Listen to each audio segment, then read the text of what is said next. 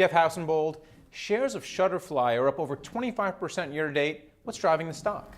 I think the street's recognizing our continued growth. 46 consecutive quarters of year-on-year growth. We're approaching $600 million in revenue this year with record free cash flow and record EBITDA. We have more than 15 billion of our customers' precious memories, and we're helping them turn those into everlasting gifts and products like our award-winning photo books, cards, stationery, and calendars.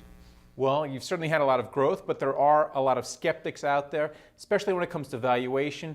Your stock is trading over 50 times next year's earnings. Can you grow into that multiple? You know, when you look on an EV to EBITDA basis, we're trading at about 7 times next year's EBITDA, which is trailing our peers at around 13. I think people are starting to understand the story that we're the only company that is profitably monetizing people's photos. And photos are such a big activity. We all have a digital camera with us attached to our smartphones. We're taking more pictures. We're looking at more interesting ways of creating products from that, like our new iPhone cases and like our new brand called Treat, which is addressing a $6 billion untapped greeting card industry with a very novel approach. And how hard is it to protect that market? Because you see companies like Amazon and Facebook encroaching. How hard is it for them to get there? You know, since 1999, when we pioneered this industry, we've been competing with very large companies: Walmart, Walgreens, CVS, Costco, HP, Kodak, Sony, Yahoo, Microsoft, AOL, Apple, to name a few. And yet, because of that singular focus, our innovation, our design forward sensibilities, our vertical integration, and our commitment to profitability, we now have about a 50% market share of this industry.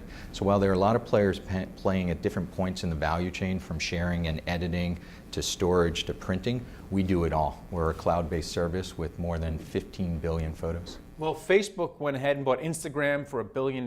You have some cash as well. You have about 120 million on the balance sheet, no debt.